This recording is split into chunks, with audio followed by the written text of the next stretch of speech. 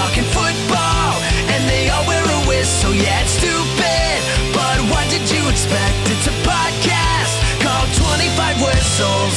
25 Whistles. Welcome. 25 Whistles presented by DraftKings Sportsbook, an official sports betting partner of the NFL. Download the DraftKings app. Use the code BobbySports to get in on the action. Eddie Blois, thank you. Welcome. Raymundo from the Sore Losers will be here today. Yeah. So you guys be sure to check out the Sore. Will be here, but okay. He kind of jumped in early, I know. It was kind of a tease, like you were going to come on later as a segment, but hey, whatever, man. You guys check out the Sore Losers sports show as well. They're on one more time a week than we are. So when you can't hear us, go hear them. Or maybe you like them better. But go listen to the Sore Losers. Thanks, Raymundo, who will be here later. Right, everybody? Later. Coming up this episode, UNLV head coach Barry Odom, wide receiver from UNLV, Jacob DeJesus, he's the leading returner in the country, punt and kickoff return yards. All that coming up, but let's get started now with the Tittle Tattle. It's time for the stupidest name ever. It's the Tittle Tattle with Kickoff Kevin. All right, tonight you got Utah and Oregon State facing off, and then tomorrow Colorado and USC in the morning. Are you going to finally find out if the Pac-12 is any good? Well, here's the thing. They're playing each other. It's like the SEC when people go, the SEC is great or the SEC sucks. But if the SEC is only playing each other, it's like Ohio State and Notre Dame when they played. You're like, are they both awesome or are they both mediocre? I don't know. They're just playing each other. What's interesting for me to watch is Cam Rising. Is he going to play? And if he doesn't, Utah continues to win without their starting quarterback. And he was dressed for part of the game last time. He showed up. He dressed. And then changed at halftime. Like, are they just screwing with them? Oh, interesting. Well, so he was ready to go, and then halftime, he's like, fine, I'm just not I don't know play. I don't. He That's had what it looks like. He had pads on, and he was out in warm-ups. But then he came out in shorts and tennis shoes at halftime. So, but they've been doing this with the second-string quarterback, and they're top 10. Why are you looking at me so confused, Kevin? No, I didn't know that. Yeah. I didn't see that, so I'm just like, It's only really? something This I is would weird. notice. It is. And if it didn't happen, Are you sure it was Cam in the sweats? dude, He's pretty recognizable. you can. Yeah, he is. Hey, Mike D, will you Google and make sure I didn't dream this up? I swear he was wearing pads, and then he came out and wasn't wearing pads Did you anymore. just dream this? I don't know. I could. It was his twin brother who, like, he brought Ram. in, hey, dude, come down to the field, hang out Ram with us. Rising. Ram Rising. If Utah can keep winning with a second-string quarterback, and their defense is so legit, Not good. excuse me. What? Not good for Cam. Oh. It's like, Not good. But or is it? So what do you mean? If he Yeah. comes back and they lose with him, is it all his fault? Well, yeah. I mean, if your backup's outdoing you, that's But not a good thing. here's the thing: he's only throwing they're averaging like 180 yards a game. So it's not that he's out chunking 400 yards and 6 touchdowns a game. Okay. He's, let's call it Dilfering it. Okay. Whenever the Ravens won their Super Bowl, it's because Trent Dilfer didn't mess the games up and let their defense score points, let their defense stop them. What'd you find out about Cam? Not seeing anything right now. I promise you it happened. That would be crazy if it didn't happen and I made the whole thing up, which could have happened. But I don't think we're going to see anything about it being good. But I do think the Pac-12 is really good. It's hilarious. And they're not even going to exist next year. However, if I were the Mountain West, I would just call myself the Pac-12. That's it. I'd just switch and be the Pac-12. Or however many teams there are. Because that does not exist. So I would be the brand is cooler than the Mountain West. yeah. UNLV's in the Mountain West. Yeah. So they'd be, right? They'd be in the Pac-12. Yeah. And the other game, which is the USC-Colorado game, everybody is just saying Colorado's going to get run by 100, which makes me feel like they're probably going to not get run by 100, that they may actually play okay. USC does not have a good defense. They do have the greatest quarterback in college, but they don't have a good defense. And I feel like even though Colorado's offensive line is not the best, I feel like Shedeur Sanders is good enough to actually score some points on that USC defense. I do not think Colorado's going to win, but isn't this probably like 20-something? 21 and a half. 21, yeah. I mean, Colorado looked like high school kids against Oregon. So, I mean, I don't USC, they're not little dudes. I mean, that's a pretty stout team. I know their defense isn't that great. Just from what I saw last week, I'm feeling like, oh man, I don't know, this could be a repeat. But last time you bet Colorado to cover. Correct, and they let me down. Right. So I'm kind of burned by that. That's what this is about. I'm Yeah. burned by that. I think I'm not betting it, but I think I might bet it. I think Colorado covers, though. It's at Colorado. I think Colorado covers. Does that make a differance? That it's at Colorado? Yeah. Yeah, and they have a lot of people coming to the game. Yeah. Now, are you sure it's at Colorado? Yeah. Positive. Uh, Or double positive. He's got his eye on the screen. Yep. Yes. Yep. Ray, what has been your take on Colorado this season? Last week was really shocking. I mean, the Oregon crushing them was unbelievable. It was fun, the 3-0. Now their schedule's tough. But, yeah, this is a really tricky line. I'm avoiding it. I had it on our parlay, me and my wife's, and I said, screw it. The plus 21, it's obvious USC's going to kill them, but are they? I mean, that just happened last week. So you're telling me the same thing's going to happen again this week, and Vegas is like, yep, here's your line. Just go ahead and bet it. Same thing's going to happen. I think no. I would almost, even though it makes no sense whatsoever, do the plus 21.5. If I was to bet. And I think I'm going to bet it and take Colorado plus 21.5. Whoa, you're crazy touching that thing. And what I do on this show, Ray, is I let every listener know how much money I've bet, every single bet, where I am through the year. I do complete transparency. Yeah. And so I think I'm going to bet that. Nothing crazy, like $50 or something. Hey, just to keep it going. Ray, those numbers are outrageous. Well, and I know Colorado is very interested because the over-under, it was 2.5 before the season on how many wins they're going to get. And they have 3, and then they moved it to 3.5. But, I mean, they're right there. So the people that bet the whole season are about to cash out, a month into the season. There's an extra level of energy of these teams playing Colorado. It's like, of course, Deion Sanders is the greatest thing to happen to college football in 30 years. Like, if you have Dan Lanning saying, like, this ain't Hollywood. This ain't Hollywood, baby. It's creating wrestling storylines. Yeah, we love it. It's fun. So here's where we are. Total this season. Check us out, Ray. 65 combined bets. I've bet $8,474. Overall, I have a winnings between football, college football, NFL of $445.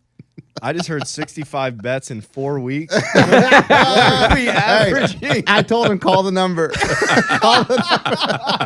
So See show notes for details. NFL on the year, I'm plus $1,039 with 35 bets. 10 times your money. And NCAA, I'm down $581 bucks, but I'm up overall $445. So I just don't want our listeners to go, he's telling me much crap, not doing it. That's the only reason. Love it. It ain't dude. the flex. Love it. Yeah, because if you really watch any of these shows back, I watch and listen to a lot of different sports shows, and I'll write it down. Pat McAfee, he doesn't make predictions, but he has guys on. I'll write down the 2 picks that Mike Lenardi or Mike, maybe that's his name. Lombardi. He'll give them. I think he gave Broncos, and they lost 70-20. So I'm just like, sometimes you just have to write down these experts and then go backtrack on them. I did hit last night on Detroit minus 3.5. I smoked them. That's impressive. Yeah, they were. I don't know what the game started, but I live bet it in the first quarter. I think it was only like 2. Is that what it was? Well, it went down to 3.5, and so I jumped on it for like 150, and then fell asleep because I've been exhausted, and then woke up. I didn't even watch the game. I just felt like they were gonna run, and they did, which is great. So, did you guys watch the end of that game? No, I turned it. That's really, dude. I'm kind of big on watching ends of games. Like, all right, let's just see what happens. That was the first time I'm like, nope. Sam Houston State was playing on another channel. I'm like, let me watch that. You flipped? Yeah. Okay. Next question. Okay, the 2 schools are set to face off on the football field on Saturday, Notre Dame and Duke. Which program do you think is hated more, Notre Dame football or Duke basketball? That is a great question. I'm just going to go Duke basketball because they have had a consistent head coach who has been the face of the program. So to know them is to hate them, and to know them is consistency, so Coach K being there. I think their fans are a little more obnoxious. I think they've won more consistently as well over the last 25 years in Notre Dame football. So it's easier to be a real dick whenever you win. But I'm going to go Duke basketball is worse than Notre Dame football. And just leave it there because Notre Dame football disappoints so much. Duke has a number 1 recruiting class, number 2 recruiting class, even if they don't win the national championship. So we got to hear about them winning something all the time. Yeah, true. Notre Dame has kind of become a joke. With Ryan Kelly there, they did make it to the playoff, and but there was a lot of run in between where they just were not good. Yeah. So I'm gonna go Duke is hated more. But let me ask you guys, who do you hate more? I'm gonna go Duke just because they're just nerdy rich kids. I like the rich part's big. You know what yes. I'm saying? But Notre Dame's rich too. But but it's not presented as that. That's a great point on the nerdy. Shut up. Like the rich part though. I agree. When they show the crowd, they just look like, what are you doing? Get back to, you were just studying 5 minutes ago. Go back to I studying. don't mind that part. I don't. You go to Notre Dame, they've been drinking all day. That's my kind of people. Okay, what do you think, Kevin? Honestly, I don't hate either of them. And Of course, you're a I've Patriots never fan hated either and of them. a Red Sox fan. Because they get so much hate, and I'm just like, I kind of go against the grain. No, you don't. You're on a team that's hated, so you know what it's like to win all the time and be Exactly. hated for it. Yeah, so I love That's it. So I not root going for against them the grain. Interesting. You're one of them. because it makes everybody else mad when they win, so I'm all for it. Yeah. I love it. It must be nice to have winners in your life. He's a Red Sox fan and a Patriots fan. Hey, But he's from California, so it's all confusing. Okay, But he's been had- a- he's been had a tough couple of championships. years though. Raymundo, who do you hate more? I hate Duke. They were always good when we were growing up, and Notre Dame, the Christian school, good Christian kids. Catholic. Yeah. Yeah. And also, and here's another reason it's easier to hate Duke. You know their faces. So imagine the player, and you can go through 15 of them. You Yeah. know them because they play basketball and they don't wear a helmet. So you can associate like a JJ Redick, who I love now, but didn't like him at Duke. Loved him. You did at Duke? Oh, Yeah. loved him. And I love him now. But then I was like, I don't like this dude. Or Christian Laettner. But we know what they look like. Have you ever like not liked or hated a Notre Dame player? No. Right? No, I just felt bad for Tao. Oh, yeah. You got I don't know any of the Notre Dame players. Rudy. Unless he's older, dude. He's from the 70s. Hey, who knows? All right, next up. All right, NFL here. Current 3-point underdogs on the road in Buffalo. Do you think Miami's still getting disrespected?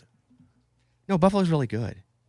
I got on a TikTok rabbit hole of watching Mike McDaniels and how he was running all of his motion from inside out instead of outside in, and how it was affecting the linebackers in coverage and how they scored so many points. Let's say there are 3 wide receivers that he lined up on the left. Yeah, I'm trying to picture it. That farthest left receiver who's off the line, they would then send him out toward the sideline and make one of the defensive backs or linebackers move, showing not only man coverage, his own coverage, but then they would start doing the guy in the middle. And if a linebacker had him and the linebacker would run, well, the outside guy, the motion would be so quick, the outside guy would go with him as well, and it would leave Tyreek open in the middle. It was Interesting. just like I was watching a master class. So I don't think it's the Dolphins aren't getting respect. I think the Buffalo's really good. Josh Allen's been playing great again. I feel like Tua, he's just going to take a hit. I still feel like he's just sensitive. He's going to get hit, get a concussion again. You can't get respect in like 2 weeks. You know, like you have, and the Bills have earned our respect. But like, the Bills, they beat the Raiders in Washington. well, no, this year's a little different. But the last 4 agreed. years, they've gained our respect. The Dolphins, like, all right, you've had a good start to the season. We're in week 4. Who Like, wins that game? Miami. They're in Buffalo. Having said that, Miami. I think No, Miami but you made wins a good it. point without that. It's like Miami. There's no disrespect, but it's not like we're going to respect you for always being good if you haven't always been good. Correct. True. You say Miami. Miami I'm going to go wins with this. Miami too. They started hot last year too. It's all about Tua. I'm going to go. I think Buffalo wins this because Miami just scored 70. I don't think they've caught their breath They don't yet. got any more? I don't think they caught their breath yet. They're done. Raymundo, you? Yeah, the NFL is a really big flip-flop waffle game. I just feel like Miami played so good. I would easily go Buffalo this week. Really? Not betting it, but that's what I would They didn't even advise. have Waddle last week. Right. Yeah, he's back. So, I mean, you would think in theory, they should actually score more than 70, but that's not the case. There's That's only not- one ball to go around. If they could do like 3 balls at the same time. But like A-Chain, awesome. But now they're talking about in the Jonathan Taylor trade sweepstakes, Miami's like one of the top 2 teams Oh in. my God. Well, How that'd many be running crazy. backs? You can only play a couple. There's only one ball.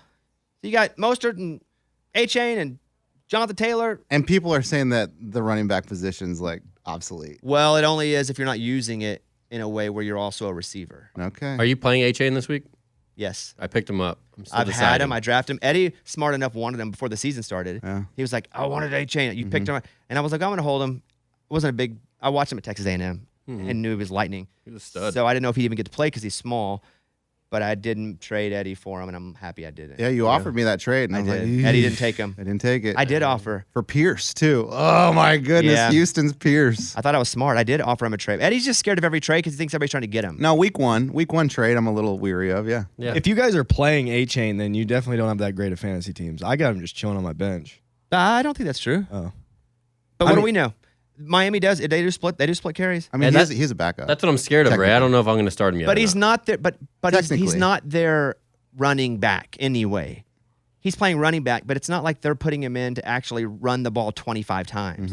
They're putting him in at the running back position to run it 8 and to catch probably 6 or 7 passes. See, the catching is huge in fantasy. So if a guy's catching And as it's well, PPR league. then maybe you do. Then there you go. Then you probably should start him. But also, if you probably should do anything in fantasy, well, you're wrong. That's all right. So you never know. My wife wins. Who's the worst team? Okay, perfect. I'm going to do a defense against them. Oh, great. They played great that week. Great. Oh, you guys still play defense in your league? We got rid of defense. we got cut rid of defenses. kickers, but Defense Kickers. Is that good? You got rid of Yes. kickers. defense and kickers. We cut. Interesting. Oh, no. Our league is so stupid. The defense that gave up 70 points, the Broncos still got 10 points because their kicker got a kick return touchdown. It's worth 14 points. Interesting. And I played them, but thank God we did beat them. I played. They still got Mostert. positive points, and they gave up the 70. second most points in the history of the NFL. Yeah, that makes sense. That's insane. That's a terrible commissioner of a terrible league that I'm in. Speaking of, I know what you're talking about. Speaking of, why did Miami not go for the extra 3 points? Humiliation factor. That would have been a humiliating thing to kick a field goal and to set the record. To simply set the record. That you'll probably never ever get close to again. I don't think that was what McDaniels wanted to do. Dang, And they I said would've- it's the trophy he doesn't want. He's Yeah. going in end game. You can get both. True. That's true. What's wrong with both? One was right there at your fingertips. I don't understand this. I think just the unwritten rule of if you don't have to punish someone, don't punish them. But you have to understand their backup quarterback came in and threw two balls, and threw two touchdown passes because the defense had already been like, screw it. So it wasn't like they were gas pedo. Yeah, but in 30 years, they're I know, like, I oh, wow, agree. they hold the record. Cool. Who was the coach? McDaniels. That's awesome. Like that forever you'll go down as that coach that scored 73 points. Hey, who's the record. coach that scored 73 last time? Yeah.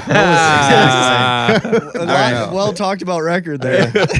Go ahead, Kevin. Next question. Last one here with a dominating win last night in Green Bay. Have the Lions officially taken over the NFC North? The Vikings are 0-3. Ooh. Kirk Cousins has more pass yards than anybody else in the NFL. Justin Jefferson has more receiving yards than anybody in the NFL. The Vikings are still 0-3. Kirk Cousins not losing games. What's crazy? He's playing great, actually. But the Vikings are not winning games. Last year, all those games they lost were one score Games they won. victories. Yeah, and now it's kind of catching up with them a little bit. The Packers are 2-2 after losing last night. I still think the Packers have a shot. Obviously, Jordan Love is pretty good. The Bears. I know everybody hates the Bears. Think they're gonna be the worst team. I think the Bears win this weekend. I think the Bears, and they're in disarray. They're in disarray. They had a coach get the FBI come to their house and go through and Wait, what? yeah, look it up. Not good. Not good. I'm gonna zone out for a little bit. Let me research this. Yeah. I think what's crazy is the Lions will be playing as a different type of team. They've always been the underdog. To hear the Lions are the favorites, which they were going in as well in that division. But yes, I do think they will win. But have they officially taken over? I'm going to say no. I think the Packers still have a shot, even though they lost last night. I think all four of those teams are still in. I know everybody hates the Bears. I don't hate the Bears. I just don't think about them. I hear ever. you. All right. Thank you, Kevin. That's Tittle Tattle. The stupidest name ever is the Tittle Tattle with Kickoff Kevin. 25 Whistles presented by DraftKings Sportsbook, an official sports betting partner of the NFL. Download the DraftKings app. Use the code BobbySports to get in on the action. Here is the parlay of the week. Hold it. What? Let me get my count up. You're going to write down the note like Ray does? I'm gonna bet it. Yeah. I feel pretty good about this one. Make sure you get those lines. Yeah. I feel pretty good. Utah's getting another point since the last time we talked, which is Yeah, good. that I like line that. keeps moving. I like it. So Utah plus 4.5. Got it. South Carolina plus 12. Oh, got the glove on. And Alabama minus 14.5. So you'll be able to find that up on DraftKings. More smiles than frowns. That's the parlay of the week. I feel pretty good about it. And we'll do our guarantees in just a minute. What's that pay, Eddie? Gosh, man, I can't find the Alabama game. Okay, well, let me know when you do. Okay. If you want to take the 25 Whistles parlay, you can check out DraftKings Sportsbook. New users use the code BobbySports when you download the app. 21 and up in most eligible states, but age varies by jurisdiction. Eligibility and deposit restrictions apply. Gambling problem? Call 1-800-GAMBLER. In New York, call 877-8-HOPE-NY or text HOPE-NY 467-369. See show notes for full details. Now, All right. 3-game parlay plus 589. what are you betting on it? So I did $10. And it pays? $10 will pay you $68.98. Smiles. Yeah, there you go. Woo! There you go. That was close. Now we'll get the head coach of UNLV, Barry Odom. Coach Odom was head coach at Missouri, then defensive coordinator at Arkansas, and now he is the head coach at UNLV. I'm going to say we went. It was awesome. It was great. He's awesome. Their facilities are amazing. It's super cool. Yeah. Coach Odom's. You follow him on Twitter at Coach_Odom, and here he is, coach of UNLV, Coach Barry Odom. First of all, when we pulled up, your facilities here, they are amazing. Very nice. Yeah, they had a vision on what they want UNLV football and athletic department to be, and they set out and got it done. And this is one of the nicest facilities in college football, and it's a football building that has everything under one roof, so it's so convenient for our student athletes right on campus, and it's a wonderful place to come to work every day. When you recruit a kid and you're also working with their parents, obviously, you got a couple people to convince. I feel like Vegas would be either awesome or difficult because it is Las Vegas, or maybe a combination of the two. Do you kind of have to look at each individual kid and kind of understand their values and how you need to approach Vegas with them? Absolutely. And recruiting is relationship building, but also there is a space for everybody here. As much as you want to be in the entertainment, the food scene, the concerts, the sports mecca of the world, that is all here. And you can get away and be in a mountain in 30 minutes going on a hike.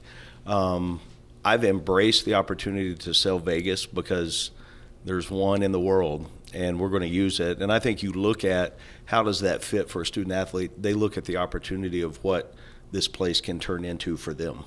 When you say student and student athlete, because there are so many resources here, and culinary, for example, food.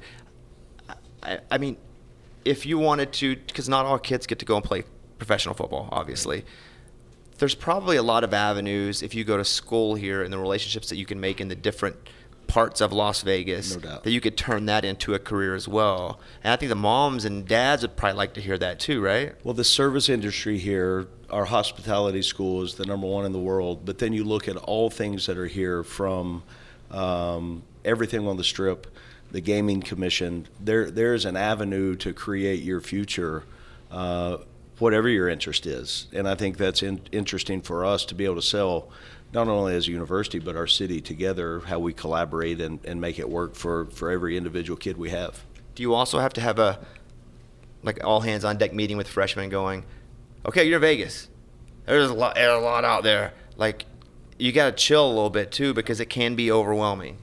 The education piece is really, really important because you can find trouble if you're in Las Vegas or Fayetteville, Arkansas, or Memphis, Tennessee. If you want to find those things in any college town, you can find them. But we talk a lot about what do you want to be? What do you want your career to be? We're going to graduate from college. But then if you're really invested in being a great college football player, then here's the path you need to go. And there's times that I want guys to enjoy all the things that are here within reason, but also, big picture, let's look at how important it is step by step to stay on track. When you were the head assistant, or whatever the term was, at Arkansas, and defensive coordinator, it wasn't like you were out of head coaching for very long, but a few years. How many years were you? 3 years, yeah. So it's not like you were in prison for 20 and you're out and you're like, look at the billboards, they're electric. So, but was there a change with being a head coach from 3 years ago to today? Absolutely. It changed. It's changed the landscape, in my opinion. It's changed dramatically. When I was the head coach at Missouri, my last year as the head coach was 2019. And then the 3 years in Fayetteville, we didn't have NIL. Well, some people had it. This wasn't legal at that time. Yeah. So that transformed. The portal was not, you couldn't transfer unless you were a grad transfer. So I think the education piece for me as a head coach, to see how we navigated through some of those things at Arkansas, planned and helped me, because I knew I'd be back in the chair again at some point, and it gave me the opportunity to see it from a different lens for sure. Is there an investment in the relationship with a player that you do not get to commit? Let's say they go and they hit a different school. Let's say they go to USC or they go to UCLA, but you've spent a bunch of time with them recruiting them, and it's still valuable because if they do change their mind, because now the portal allows them to, if they say it's what they want to do, they can leave. Is there always I'm just going to possibly fight for second place too? I think you're absolutely right. The general principle in my belief is, if you really think the kid is a fit for your program, always recruit him, and never you're going to come in second or third at times, but another year from then he may come calling back that he wants a change of scenery, and he liked the relationship we had, and there was a common ground for whatever that he was looking for, that he had enough interest he would want to maybe come back here. We were driving in and we just grabbed a car and we were talking to the driver. I like to kind of just talk to folks in each area to see what they're passionate about, how they feel, their temperature on even the sports programs. And the guy was born and raised in Vegas, which is kind of a unicorn because most people come in. And I said, so you UNLV football fan? He goes, massive UNLV fan. And I said, so how do you feel about the program? He goes, I think the coach we got now is, I think we're, I don't know him very well, but I think we're going in a good direction. He goes, but we just haven't won. We haven't been to a bowl game in forever. He's just talking about 5 wins. So can you win here? Absolutely. And I think, Bobby, we're going to win at a high level.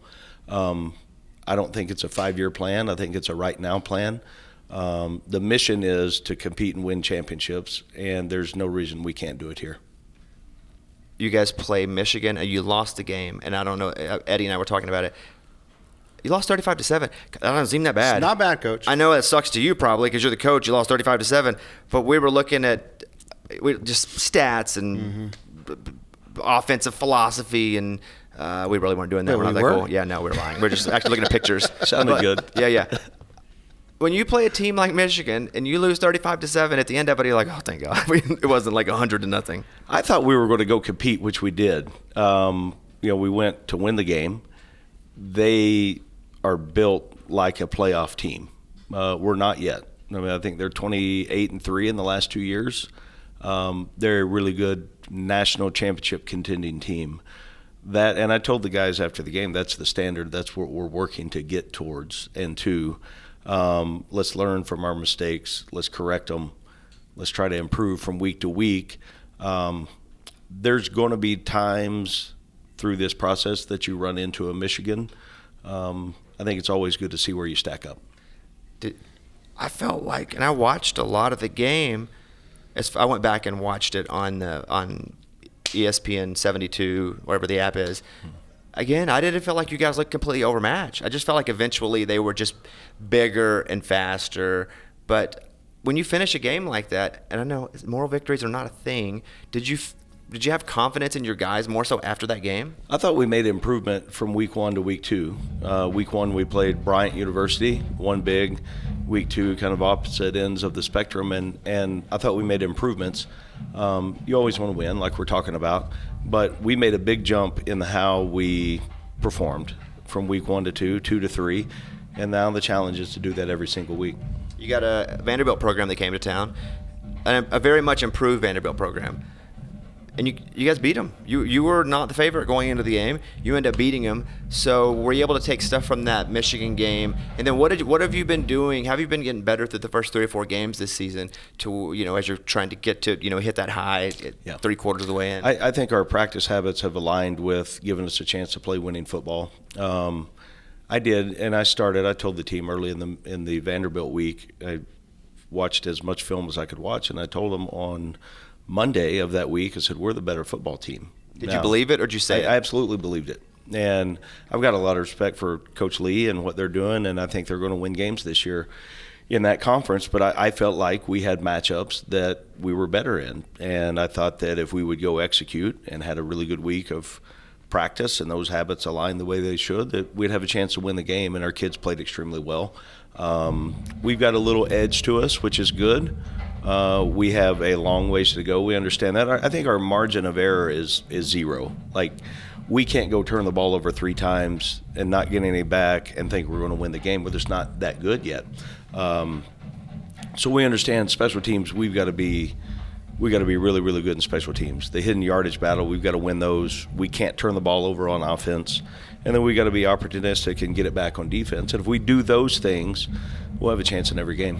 How do you split your time in the rooms? You're a defensive guy at heart, but you got a lot of you got linebacker rooms, but you also got wide receiver rooms and full offense. I think I've hired really, really good people, and I'm not too proud to say that I made mistakes, and you learn from your mistakes. When I was the head coach before, I tried to do everything, and I'm not good enough to do that. So now I just call touchdown plays on offense. Of course, obviously, those are all yours. Yeah, I like that. And then the defensive side, you mentioned it. It's kind of where I grew up. So I spend more time with those guys. I feel like I'm more valuable in that room.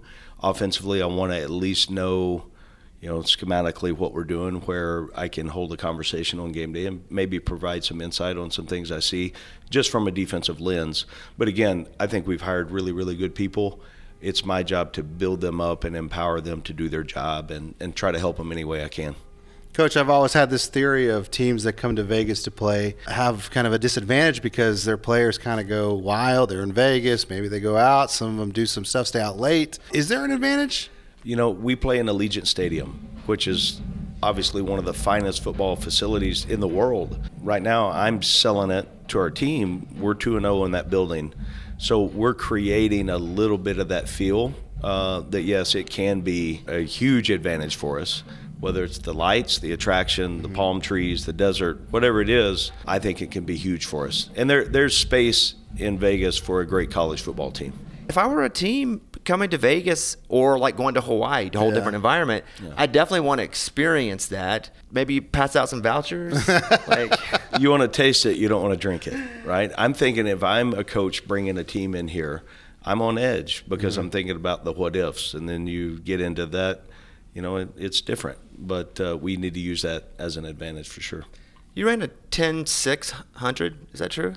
Downhill with a heavy, don't do that. Don't do the wind. It was a great wind in my back. No, we don't do. No. Come on, don't be. I could run. I mean, I was blessed with speed, and was in a great high school athletic program. That's really flying. fast. It's pretty fast. Yeah. In high school, in college, what position did you play? I played running back in high school and linebacker, and then I went to University of Missouri.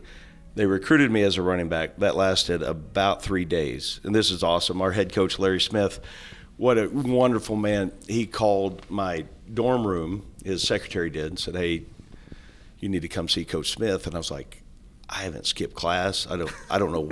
I thought you're in trouble. Yeah, immediately. So I walk into his office, and he's got glasses on down, and he looks through his glasses. He's like, "Are you Odom?" I said, "Yes, sir." And he goes, "Hey, you're moving to linebacker this afternoon." And I thought I was, a great running back. And I was like, "Do I have a vote?" And he said, "No." And I was, "Yes, sir." And I just stood there. I was kind of like, "Wait a minute, what just happened?" He goes, "What?" And he said, "Do you have something to say?" And I said, "No, sir." And he goes, "Okay, there's the door." So anyway, then I moved to linebacker, started 4 years. So it was a great move. He obviously knew what he was doing. So how quickly did you get to play from the day he said, "We're moving you to linebacker," until you actually got in a game?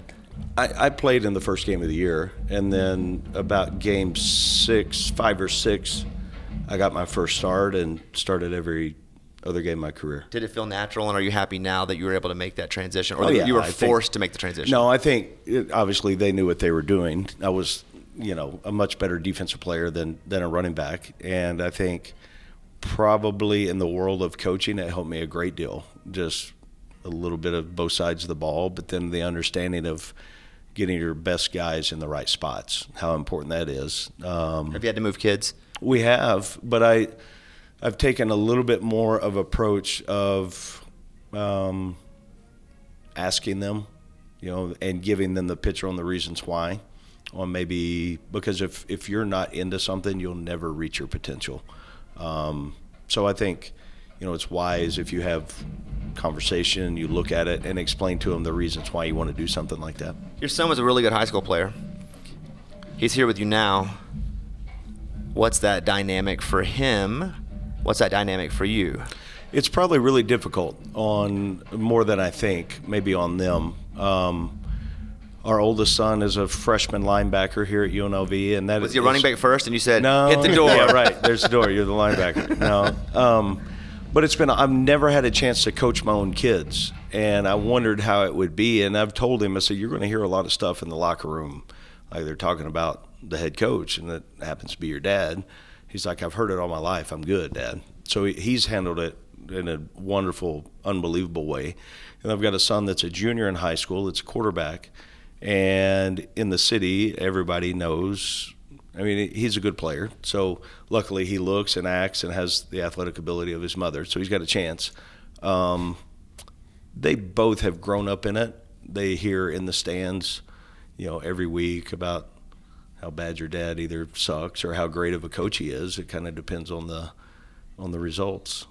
When you have young children, is that something you have to talk with them about? Because again, you're a larger than life figure to a lot of people. You're someone, depending on, at Missouri, even at Arkansas, now here, people have a lot of opinions because they love the university or the program so much. I wouldn't want it any other way, because if there weren't people with opinions, you would not have fans. There wouldn't be the passion that makes up what college football is. I think the family dynamic for us, their earliest really memory, we're in the SEC, and that was a good training ground for them, which I think will help them for the rest of their life.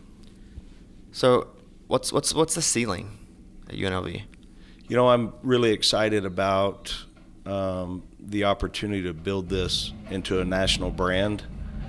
I don't see any reason in the world now, after being here for 9 months, why we can't turn it into an elite program.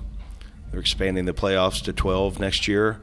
I believe that's where your mind is. I like that. So it's not you're just trying to win the conference, because of 12, because you do know if you go undefeated, you can get in as a non-power 5. There's going to be the winner of the Mountain West Conference. You're going to be in the playoffs. Selfishly, I want to leave a legacy here. It can be done. We get to write our story, and there's resources here to do it. That's the vision. I feel like the 12 team, because 4 was cool. I was happy to see it, but I like 12, and eventually it'll be 16 probably. Yeah. But I feel like that gives fan bases and some of the G5 schools like real hope that they also can be in the mix, because they deserve to be in the mix. It's amazing. My last year, I was the defense coordinator at Memphis, and my last year we won the conference and we're really good. And if we would have been in, if it had been in 12 playoff teams that year, we would have been in, I believe. And I don't know, at the end of the year, I don't know if there's anybody in the country that wanted to play us. Was D'Angelo Williams on that team? He was a little bit before then. Was he? Yeah. But that is exciting, and you can recruit to that, and you build your program with a chip on your shoulder on that's what we're going to go do, because now it's possible. Was Norvell?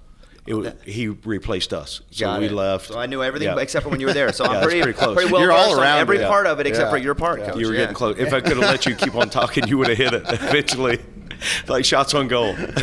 You may not know this, Coach, but I'm also a coach. I coach my son's 9-year-old basketball team, and every time we score, it's like we celebrate. We did it. What's up with coaches that can't celebrate a touchdown? You got a straight face. I don't know. What is that? Have you seen me the last 3 weeks? You're like me coaching basketball? No, I almost, slightly pulled a hamstring celebrating. I mean, I want our guys to play the game with emotion and energy. And, I mean, if you sit there and can hide it, then okay, that's great. Everybody's got to be their own person. Yeah. But I'm into the game. I mean, I think I look at a little bit, too, through experiences. I can take some of those moments and really appreciate them. You know, we had discussion this year as a group of coaches, because now they're doing interviews at the end of the first quarter and into the third quarter. And some guys are like, oh, I'm too focused, I can't do that. That's great, you can't. But come on, seriously, every TV timeout's not like 2 minutes and 45 seconds. If you can't take 20 seconds to do an interview, I mean, you can give coaching points during those TV timeouts, and then you're sitting around, okay, what do you do for the next minute and 30 seconds? You're just trying to keep them focused. I think it's perspective. I love the emotion of the game. It's the way it should be done in my small world. Final 3 questions. What if you have to go to the bathroom? Do you ever just Good question. Can you just leave during a game? Or have you just done it on yourself? Well, Yeah. don't look too closely. Yeah. That's why I didn't wear khakis. You know, you could go in the medical tent on the sideline. Do they turn it up though, just for you to do that? Is there a toilet in there? Or you just No, you could make it work. in the grass? All right, all right. They pull the nature. tent down. There's a big pile of poop. They're like, "What just happened? Why did it?" It's No, okay. I mean, I guess you this. It hasn't.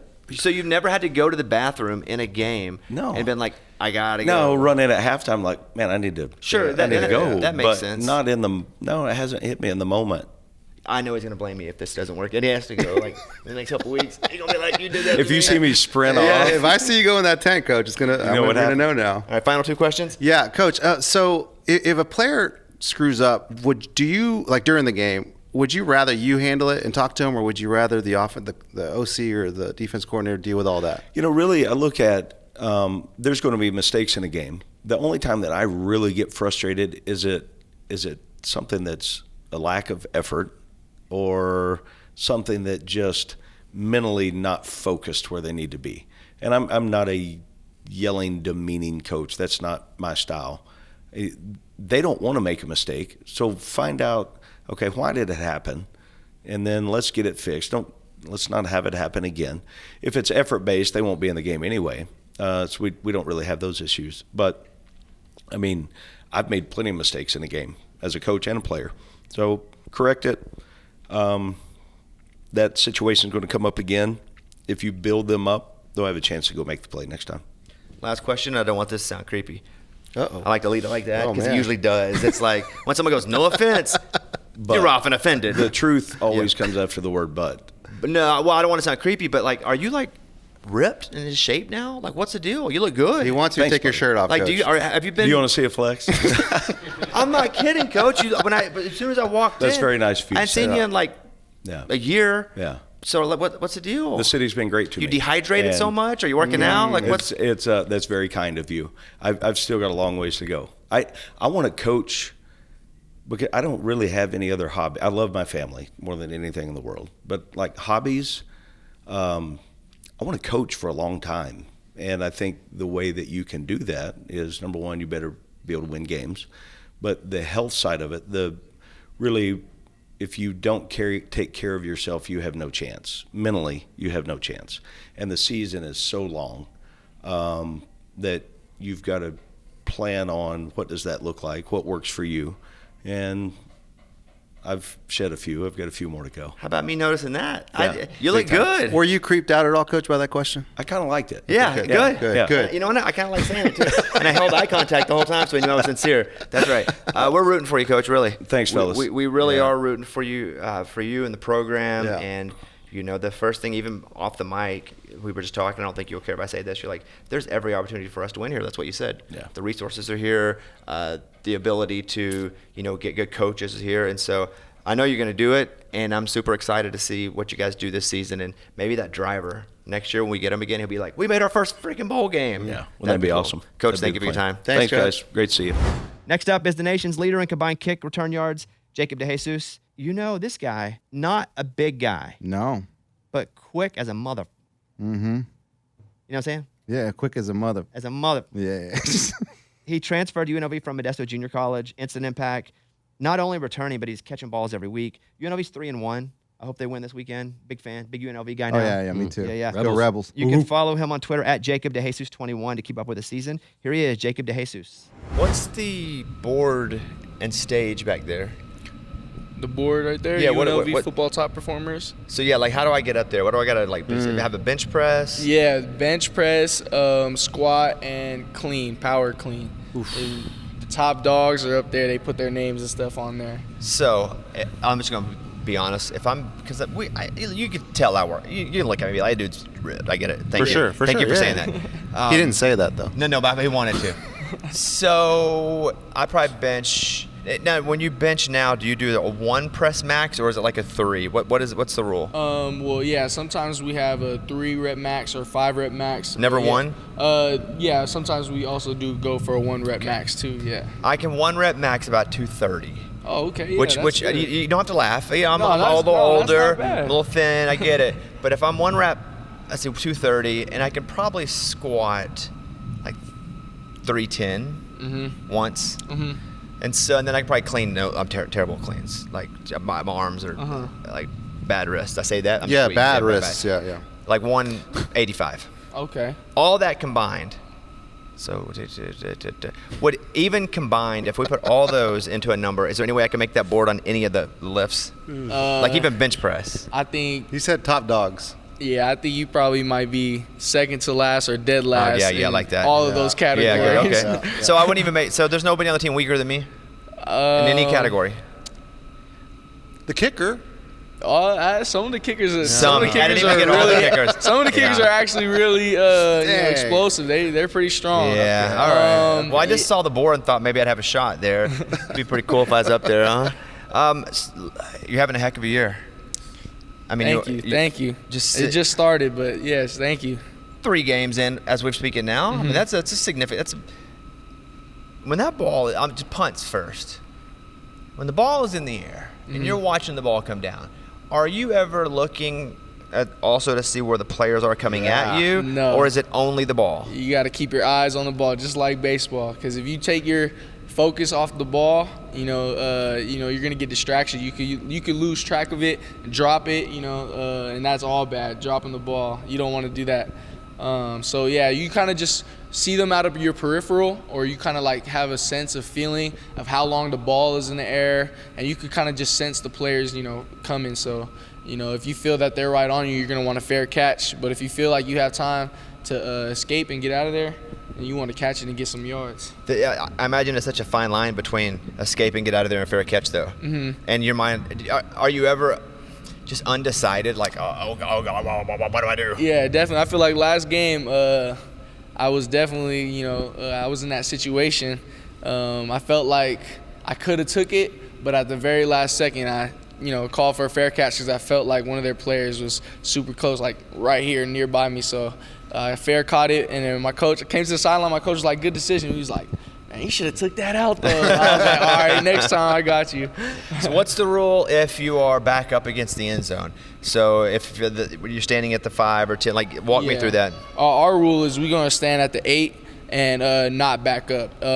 So what we try to do is if the ball is kicked over your head at 8 yards, you're going to want to still look up and act like you're going to catch the ball, so the defense, is a little distracted by you, because you don't want them to touch the ball, grab the ball when it's at the 2-yard line. That's tough for the offense to get out of the, that's a tough spot for the offense to get out of. So, if it's over or if it's above the 8-yard line, like the 10, the 12, you're going to want to fair catch it right there. That's a better spot than on the 5 or the 2-yard line or on the 1. So, yeah, if you're on the red zone punt and you just don't want to back up, stay on the 8 and just don't back up. How risky is it if the ball hits the ground and now you got to make a decision, because footballs are oddly shaped? Yeah. Kind of can't predict the balance. Yeah. What goes through your mind? Can you judge where it's going to go, or are you just praying to God it lands in your hands? Sometimes it's praying to God, but we try to stay square with the ball. But just like you said, football is oddly shaped. It's unpredictable. It can go. There's no real way of really telling where it's going to go, like off the bounce, because of how it's shaped. But yeah, you just want to stay square with the ball about a good 5-yard distance. Man, hopefully you get a good bounce. You were talking about acting, like the ball, you're going to catch the ball. Yeah. Can you overact a little bit? Like, can you be like, oh, Yeah. There it coming is. right there. I'm for sure going to catch it. like you got to practice on acting how you're going to do that, right? Definitely. Our coach tries to tell us to keep your eyes up. Like, don't take your eyes off, because once the defense sees that you're not looking anymore, they're gonna start looking up to see where the ball actually is. But if you keep your eyes up, they're gonna think, okay, he's really about to catch it. But yeah, I've played with it a little bit, especially in junior college. I would run, start pointing at the ball, and the defense it attracts the defenders a lot of the times, and the ball goes rolling in the end zone. So yeah, you could definitely overact it, overemphasize it, and it usually works out pretty well. There's a play that's been against my team that I've seen, and it's all on the internet. It's embarrassing, but I believe the guy maybe from Texas State, he's taking a punt.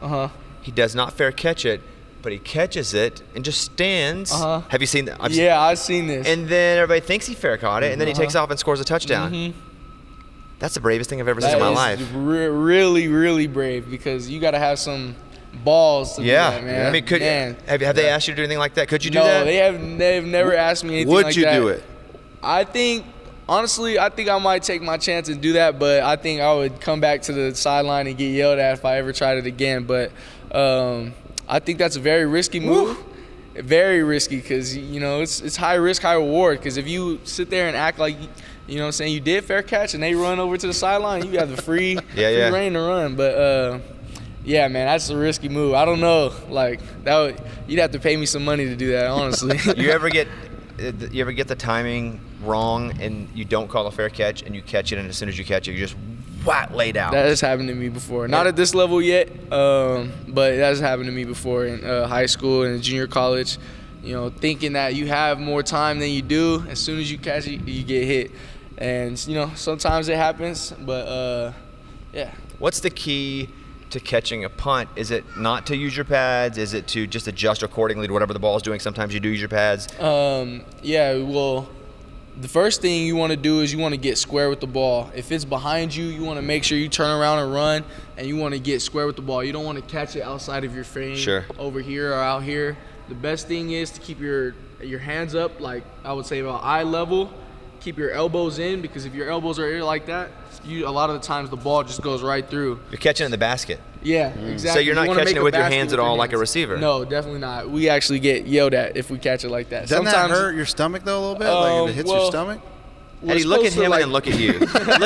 look at whose stomach it is. That's why I'm asking for myself. Yeah. No, sometimes it would maybe your chest, but not really your stomach. Maybe your chest sometimes, yeah. But you want to try to catch it like in the basket, like he said, right there. When you're playing wide receiver though, and let's say it's a go route and it's a ball that's up, do you sometimes have to remember I'm not catching a punt?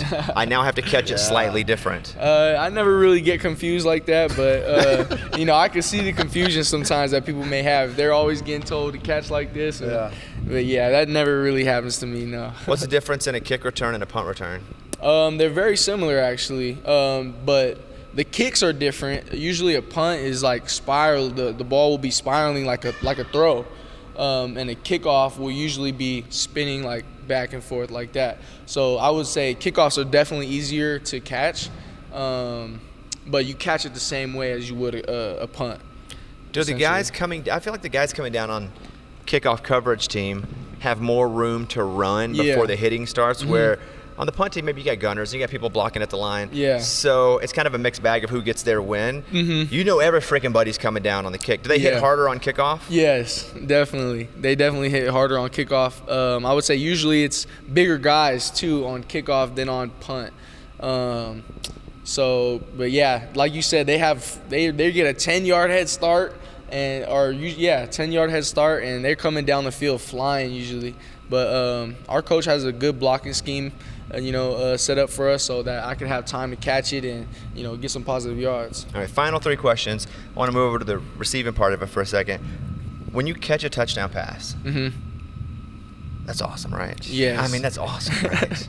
Definitely. It's just like if I caught one, I would just immediately start twerking or something, get a flag. I wouldn't even mean to do it. It would just take over my body. Like, how cool is it to catch a touchdown pass? It's insane, especially when it's like in an important game and in the midst of an important game, catching a touchdown pass like that, it's an amazing feeling, man.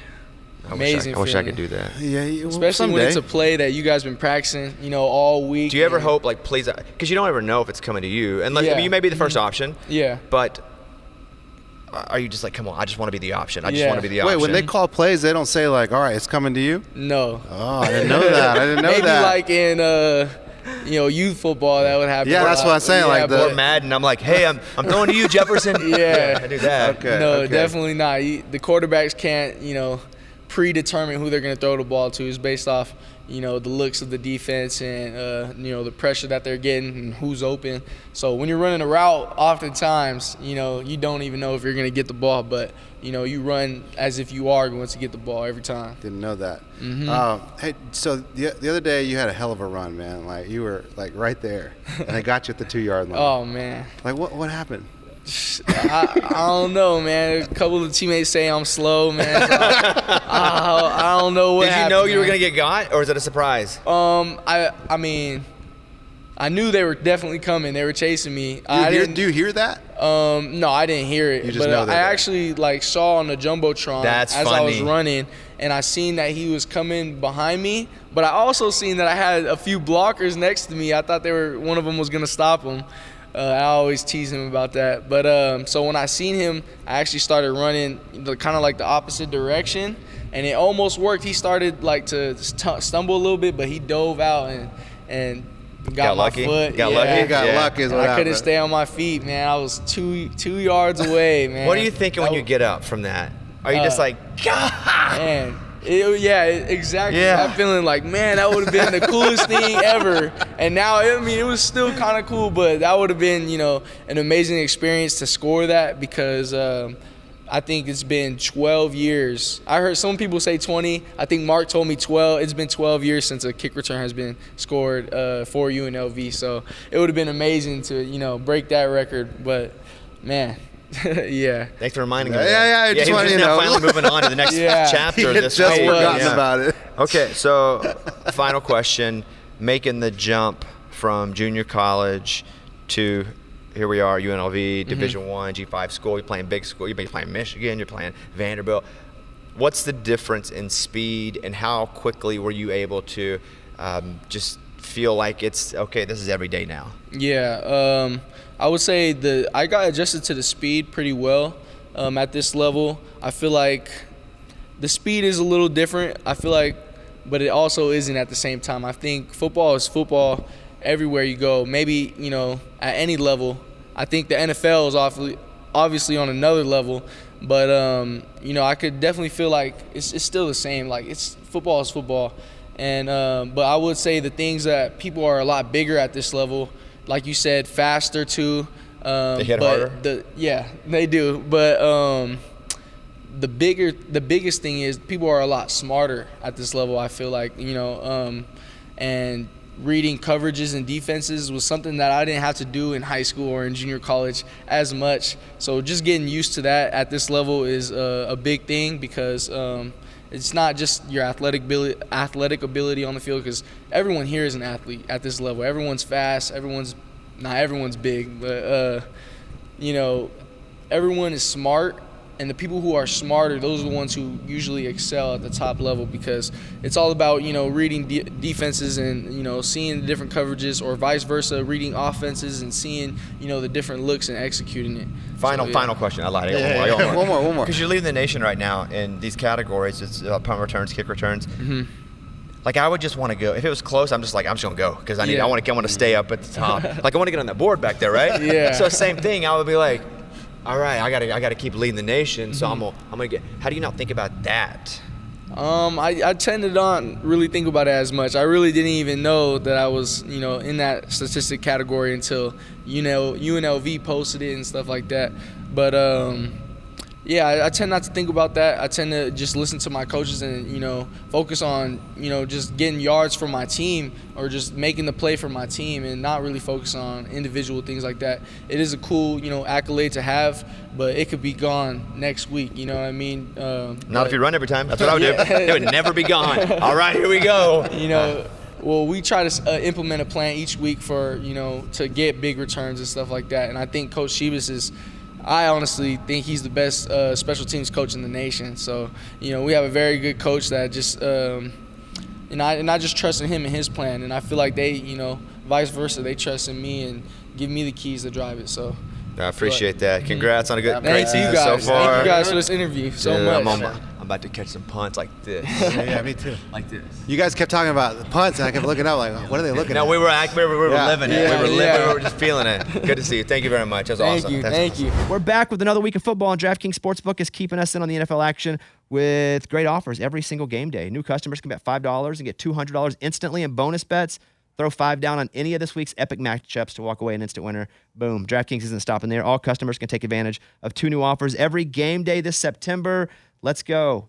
I'm going to let you know. I'm going to tell you what I did. The Monday night game, which we haven't counted in my audit yet, because we do that when we come into the show on Monday. I missed a lot. And then I made one stupid bet that was like one of those where I put like 6 things in an end game and hit it. And it was just stupid. Saved you? Yeah, I actually made money the night. It was like Ray talking about fantasy and how Denver had 70 points scored against them, and their defense still scored 14. It was one of those kind of nights for me, except I got to be Denver. But we'll talk about that. But now just go to DraftKings. Football is more fun when you're in on the action. Download the app now. Sign in with the code BobbySports. New customers can bet just $5 and get $200 instantly in bonus bets only on DraftKings Sportsbook, an official sports betting partner of the NFL. With the code BobbySports, the crown is yours. 21 and up in most eligible states, but age varies by jurisdiction. Eligibility and deposit restrictions apply. Gambling problem? 1-800-GAMBLER in New York. Call 877-8-HOPE-NY. Text HOPE-NY 467-369. See show notes for full details. Question. Hold. Okay. First this. All right. Let's play our end music. Eddie, you have a question? Why don't you do that disclaimer like recorded? I mean, you nail it live. It's awesome. But why don't you just record that once so you don't have to do it all the time? I don't know. It's amazing. It's amazing how you do it. Oh, thanks. Like, I've tried that. I did that for a commercial a while back, and I'm like, nah, just save it. I did it like one sentence at a time. And then I would, all right, stop, cut, edit this part. Nice work. Oh, thanks, man. I appreciate that. Also, too, I had another comment. Yeah. These gloves. So we've gotten to go to these colleges, right? Gotten some cool receiving gloves. Everyone wears gloves out there, right? Like linemen, everyone? Not everybody, but different kinds of gloves, too. Different textures on them. Man, when you put these gloves on, Ray, it changes your whole idea on Odell Beckham and the one-handed catch. They're a little sticky. Or what? Yeah. I'm telling you, I go home and I say, boys, you're an idiot. I throw my boys a football. I say, hey, you think throw you it can to catch me. like Odell Beckham because you have a glove? You're an idiot. Bro, Hey, I love you though, but you're an idiot. get that football and throw it to me. I'll catch it with one I'll hand. break a light. We'll do this next visit we do. We gotta test this It's out. still then. because again, you're all talking about velocity from an NFL quarterback. You're talking about guys in front of you trying to. Smoke and mirrors, man. Okay. I'm telling you, my boys threw me 10 balls. All of them are caught with You're one hand. 9-year-old. Pop! Guarantees for the week. Kevin, read us ours real quick. Okay, we had Reed, who's not here. He had Colts -2. Okay. Eddie, Cowboys -7. Yeah. Good luck, dude. I had Georgia -14.5, and you have Arkansas +6.5. Okay. Raymundo, give us a guarantee. Yeah, college football, Kansas +16.5, Texas. I like that one. Okay, that's Raymundo's. He doesn't owe us any money if he misses though. What? Right. But you guys go listen to Sore Losers. It's our sister. We'll call him sister. Oh, dang. They're the dude. sister. it's our We're the sis- older brother. It's our sister podcast. Same network. We all work together. If you're listening to this, you don't listen to the Bobby Bones Show. We all work together. But check out the Sore Losers, Raymundo and Lunchbox. Have a great weekend, everybody. Mike, am I forgetting anything? We got everything. I also want to say shout out to Kansas State. More to talk about that next week. It was Shout the out. greatest experience. So cool. Kansas State, I'm a big fan. Awesome. Rooting for Kansas State football like crazy now. That's right. And Eddie, blow us, and we'll get out of here. You got it. Here we go. All right, we'll see you guys next week.